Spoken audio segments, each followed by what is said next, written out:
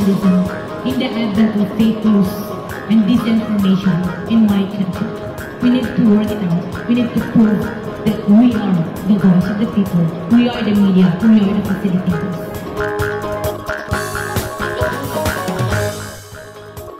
Ania na ang mga balita nga nahagpat sa Newsline Philippines Information Center. Ako si Paul Palacio. Tutok na!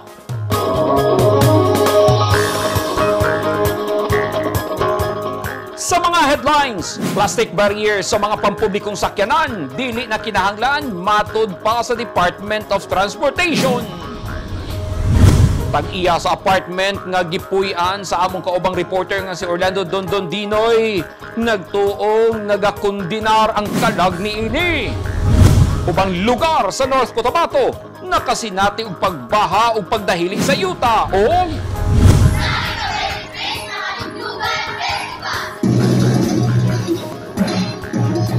pagpreserba sa kultura sa tribong Mandaya, gibida sa selebrasyon sa Kalindugan Festival.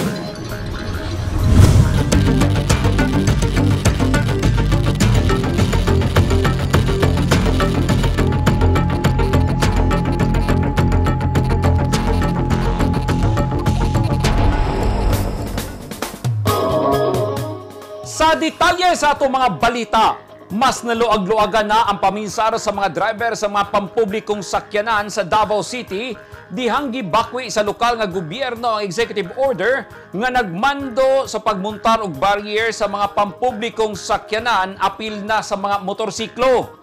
Sugod kagahapon Nobyembre 2, 2021, epektibo ang order sa pagwagtang sa barrier.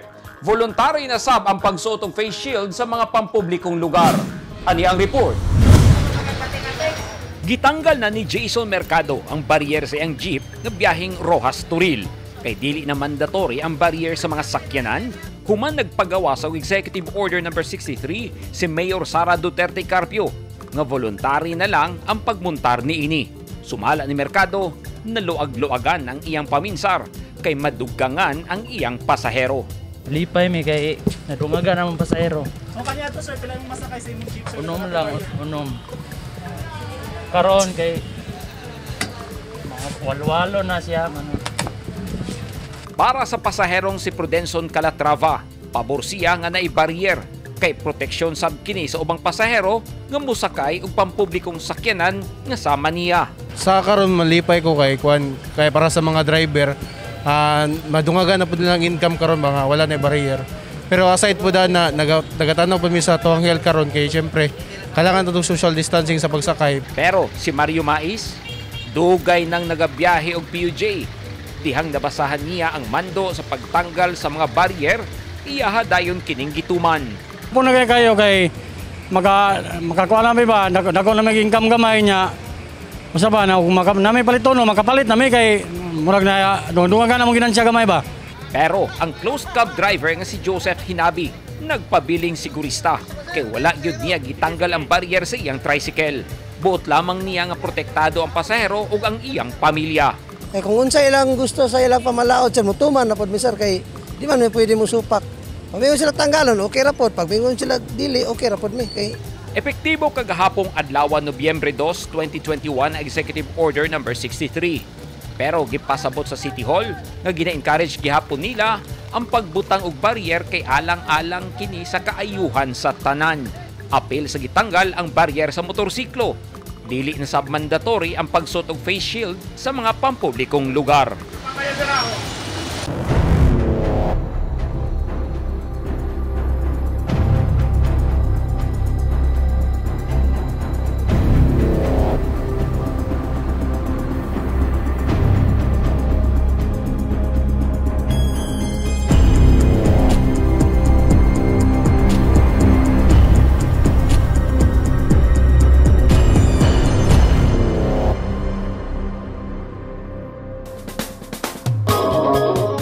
Nagbako nga naghilak, magluto og dunay luha nga mutulo sa mata sa among kauban nga gipusil ni adtong Sabado, Oktubre 30. Mao kini ang maobserbahan sa mga tao nga duol sa kinabuhi sa Newsline reporter nga si Orlando Dondon Dinoy. 'Dinoy. Ani ang report ni Eugene Hinutan.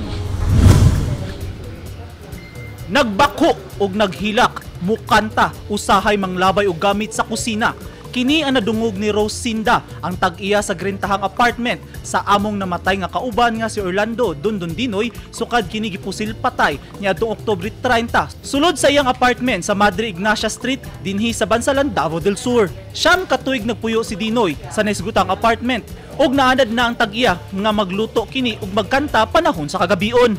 Apan sukad niya itong Domingo sa gabi, doon na siya ay namatikdan. Kuan, yung primerong gabi kay nagluto ra siya na humot ang kuan kaning ang giluto kanang basta naggisa siya mga lamas na pagkahuman kanang katong ikaduha na pong gabi kay nagwild siya kay wa na may tao gid diri sa apartment na mahawa man gid sila. Na mao to nga kuan pagka ikatulong gabi kay gipangadjian murag nakatulog-tulog nami pagka ikaupat nga gabi mao to nga nagwild gyud siya naghilak. Mga alas 10 gyud sa gabi ito naghilak siya. Tungod sa iyang nadungog, nagtuo si Sinda nga wala na himutang ang kalag ni Dinoy sa kalit nga panghitabo ug nagkundinar kini kay nangayo gustisya. Namatikdan usab sa pamilya ni Dinoy nga adunay mga luha nga modagayday sa iyang mga mata sukad gihaya siya. Apan matod ni Arnold Benson, ang nibalsamar ni Dinoy, dili lang kini ang unang higayon nga dunay nagpahibalok kaniya nga dunay tubig kun luha nga mogawas sa mata sa gihaya nga minatay. Kuan mo na siya kanang tinana mong naagyan daghan na siya. Depende po na sa patay o kanang dili bitaw napabitaw tubig ang iyang mata or magmold siya mo nang naay murag naay luha ang iyang mata. Pero kuan na siya kanang sa panahon bitaw nga muinit, ng bugnaw, magmolds ba mo nang murag naay tubig ang iyang mata. Aron kuno mahilo na ang kalag ni Dinoy, nagpadagan og pangadji si Sinda, naghalad og bulak ug nagsigi kini og dagkot og kandila aron mabati ni Dinoy ang iyang malasakit ug aron mahilo na kini. Kung ang mga talimad-on nga nadungog ni Sinda nagpasabot nga nangayo gustisya si Dinoy, kami nagahangyo sa otoridad nga unta paspasan ang pag-imbestiga sa kaso aron dili lang ang kalag ni Dinoy ang mahiluna, labaw sa tanan mahatagan og gustisya ang iyang kamatayon. Eugene Hinutan, Newsline Philippines. Stay safe!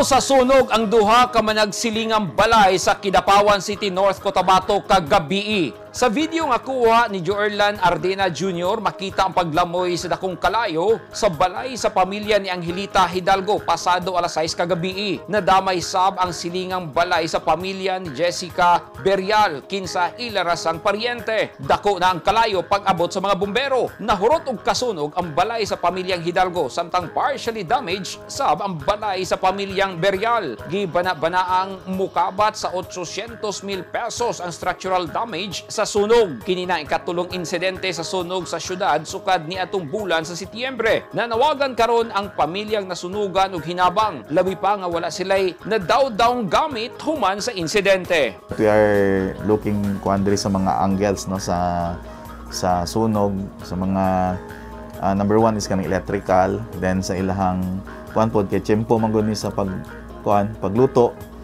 Alas 6:30 sa gabi. So, muna ginatanaw nato mga possibilities. Pero, in so far, ito pa mga investigators nato sa field. So, 2 minutes lang i-check bago matulog. Ang mga cellphones, dapat dili ta mag-charge og mga cellphone or any gadgets. During matulog na, ibton gyud dapat ang mga gamit. Tanaw ng mga gilutuan. Kung na-off tanan or kung kahoy ang gigamit, dapat walay baga nga mabilin. At tangi! Pick up! Nahulog sa basakan! O Upland Community sa Tribong Mandaya sa Caraga, Davao Oriental nagsaulog sa Kalindugan Festival.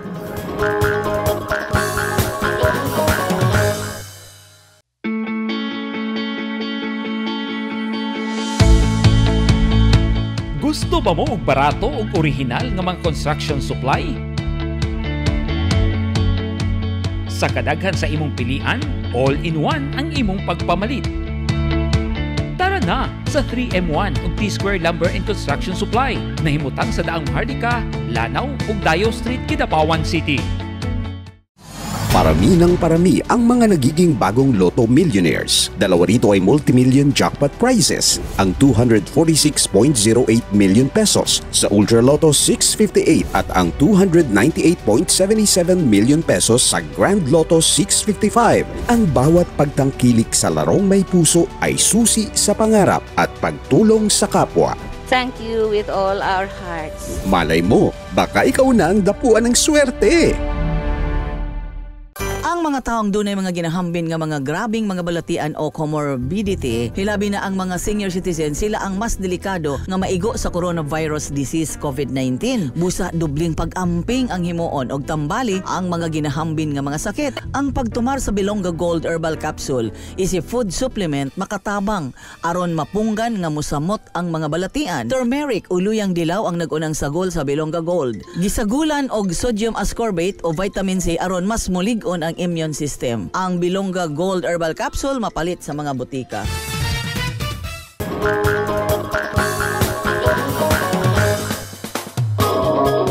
Patay ang usa ka motorista dihang napusilan kini sa usa ka pulis sa Bansalan, Davao del Sur. Ang motorista gigukod sa mga pulis kay giingong wala mihunong sa ilang checkpoint. Ani ang report ni Ronnie John Otero.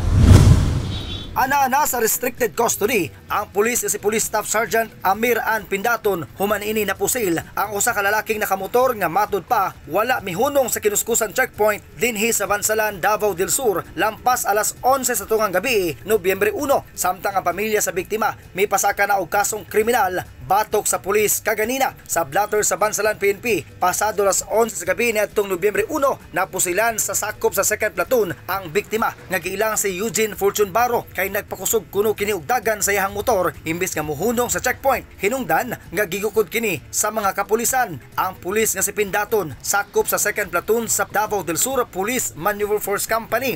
Nana siya sa restricted custody sa muang technical support platoon na sa Matanaw.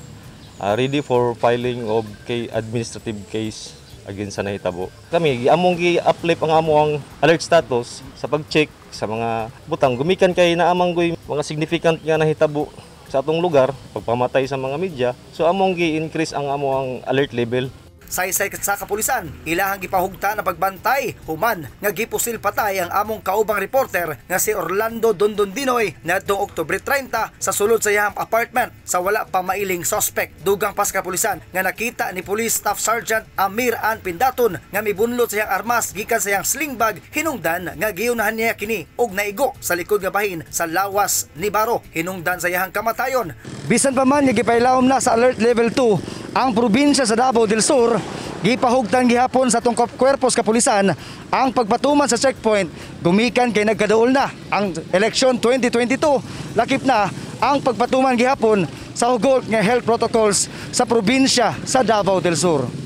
Apan, ang pamilya ni Baro may barog nga ordinaryong tao lang ang biktima o nanarabaho lang sa buhatan ni Kiblawan Mayor Jason Rama. Among naabtan ang pamilya ni Baro apan nagdumili kining magpa-interview kanamo. Ang kamatayon ni Baro mo'y ikaduhang kaso sa pagpamatay sa lungsod sulod sa tulo ka adlaw. Gibutyag ni Police Major Peter Glenn Ipong ang hepe sa Bansalan Municipal Police Station nga isolated cases pagihapon kini. The police is performing their police function. So kana lang ang moimbestiga lang kung naay mga nabuhat nga irregularity is ang sa atoan na ng sa atoang kining investigative body nga nasa atoang PNP organization. Pahimangno karon sa mga kapulisan nga naa magbantay sa border checkpoint nga mosunod sa kamanduan nga ginapatuman sa kapulisan sa mga checkpoint aron di magkaproblema sama sa nitabo kang Baro. Ronnie John Otero, Newsline Philippines, Province of Davao del Sur. Stay safe. Gihuli pa na ang hepe sa Digos City PNP kaganihang buntag kinihuman ang termino ni Police Lieutenant Colonel Anthony Tababa, isip Chief of Police sa Digos. Ani ang report ni Eugene Hinutan. Bag-o na ang station commander sa Digos City Police kinihuman sa opisyal nga turnover ceremony kaganiha Nobyembre 3. Milingkod na Police Lieutenant Colonel Hamlet Lerios, isip officer in charge, samtang ang kanhi City Police Chief nga si Police Lieutenant Colonel VC Anthony Tababa mag-level up na sa PNP Regional Command. Mismong si PNP Regional Director, Police Brigadier General Filmore Escobal ang nanguna sa turnover, kuyog ni Digos City Mayor Joseph Cagas o Governor Mark Cagas. Sumala ni outgoing Chief Tababa nga bisan dili na siya ang hepe sa Digos City, magpadayon gihapon ang iyang serbisyo sa katawhan. Police officer, I will still continue to do my job and task na pagiging police. Kung ano man yung ibibigay sa akin na bagong assignment, I will still accept it full-heartedly kung ano yung bagong task na ibibigay sa akin ng aking regional director. Giyawhag ni Colonel Tababa ang iyang mga gibiling sakop nga ipadayon ng ilang suporta sa ilang bagong city police chief, samtang si Lerios miluat nga iyang gikinahanglan ng suporta sa dili lang sa kapulisan apan sa tibok katawhan sa Digos City. Nakita ko naman sa mga programa ng outgoing chief na maganda naman siya, effective ang program niya. Lahat ng mga magagandang programa i-maintain natin yan. Of course, may mga kausaban na dapat natin tutukan. And ang ano ko sa mga PNP, taga Digos City Police Station na mag-toe the line lang tayo. Kasi kung hindi, I will exert my disciplinary authority against them. Si Lerios kanhi nagserbisyo, isip station commander sa San Pedro Police Station, sa Santa Ana Police Station ug sa Turil Police Station sa Davao City. Nagsigi na og balasa ang nagkadayang pwesto sa kapulisan tungod kay daghan kanila nakaabot na sa ilang taknang termino nga moserbisyo sa usa ka lugar. Eugene Hinutan, Newsline Philippines. Stay safe.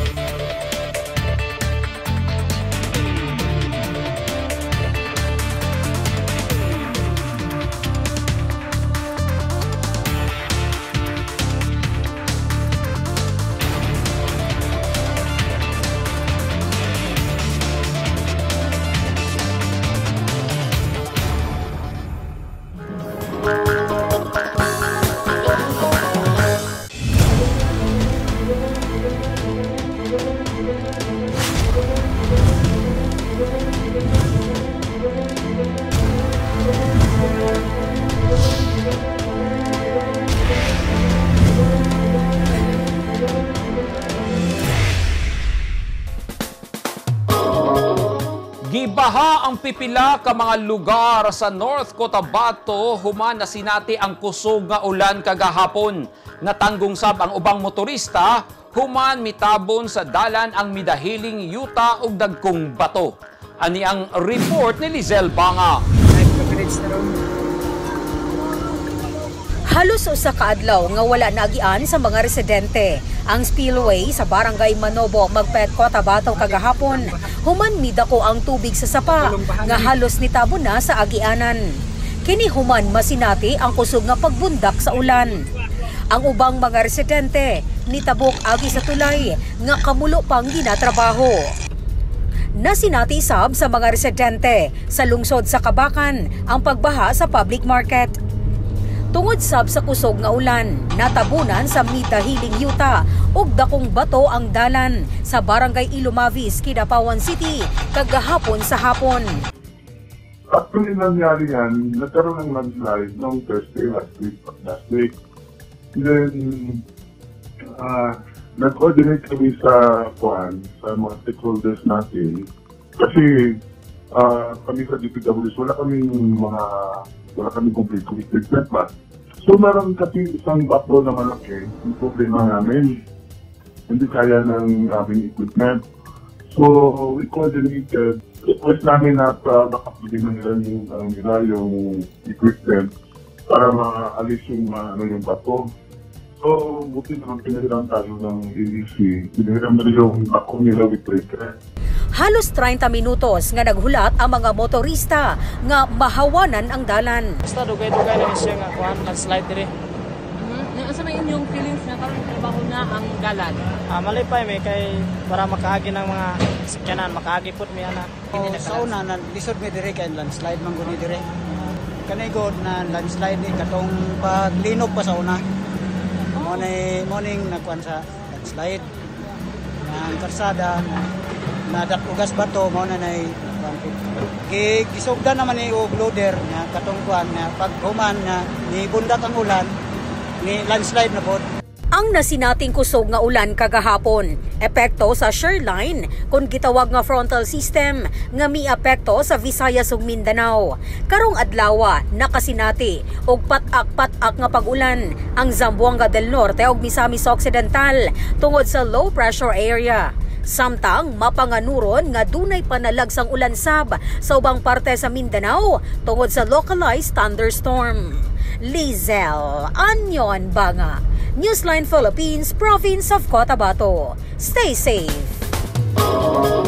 Tungod sab sa kusog nga ulan ug kadanlog sa dalan, nahulog sa basaka ng usa ka pick-up kagahapon. Sumala ni Police Staff Sergeant Haris Abo, ang traffic investigator sa Kabakan Municipal Police Station, gikan ang pick-up nga gimaneho sa usa ka halid pandita sa lungsod sa Carmen ug paingon unta sa Kabakan. Apan nawad-an matud pa og kontrol sa manobela ang driver sa pick-up dihang mikalit og sulod sa iyang dalan ang usa ka motorsiklo. Hinungdan nga nabangga niini ang nakaparada daplin sa dalan nga bao-bao, dayon kining nahulog sa basakan. Wala hinuon na samdan ang driver nga si Pandita, kinsa residente sa lungsod sa Pikit ug pasahero niini nga si Amrayda Makalilay, kinsa residente sa Parang, Maguindanao.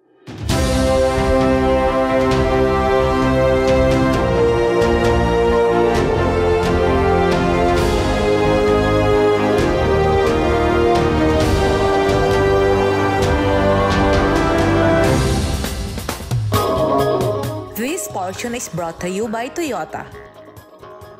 This portion is brought to you by Rizal Memorial Colleges.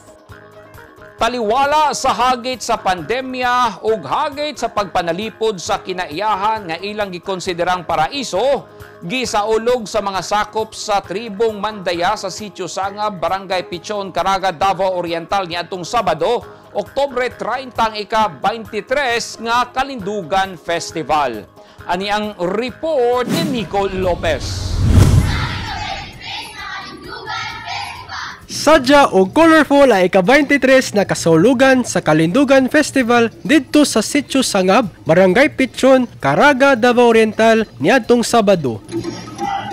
Ang Kalindugan Festival gihimong usag ka selebrasyon sa mga Mandaya nga anaa namuyo sa Kadti Seruan, ang nag-inusarang ancestral domain claim sa Davao Oriental. Sumala ni Tribal Chieftain Christine Banugan Bundok ang selebrasyon karong tuig ilang gisaulog tungod kay nagpabiling ligon ng ilang komunidad ug wala kini nakatala og kaso sa COVID-19. Gipakita sa selebrasyon ang kanindot sa kultura sa ilang tribo ug ang ilang panaghiusa taliwala sa hagit sa atong panahon. Ang lugar nga gitawag sa atong mga kaigsuonang Mandaya nga paraiso tungod kay layo kini sa lungsod ug mga panganod, langgam ug kakahuyan lang ang imong makita ug ang huyuhoy sa bugnaw nga hangin ang imong matagamtaman. Nico Lopez, Newsline Philippines, Davao Region. Stay safe. Umaw kadto naghingpit sa mga balita nga nahagpat sa Newsline Philippines Information Center. Alang sa dugang balita, bisitaha ang website nga www.newsline.ph, sa Facebook page, Instagram, newsline.ph, ug sa Twitter, newsline.ph. Kung aduna mo'y mga balita o impormasyon sa inyong tagsa-tagsa ka mga lugar sama sa sunog ug baha, mamahimo ka na ninyong i-share pinaagi sa Newsline Messenger. Makita usab ninyo sa Channel 50 sa Sky Cable sa Davao ug General Santos City. Ug Channel 49 ug 50 usab kita sa NCTVN Cable TV sa North Cotabato. Ug syempre sa YouTube channel sa Newsline Philippines. 52 days na lang, Pasko na! Ako si Paul Palacio. Daghang salamat and stay safe!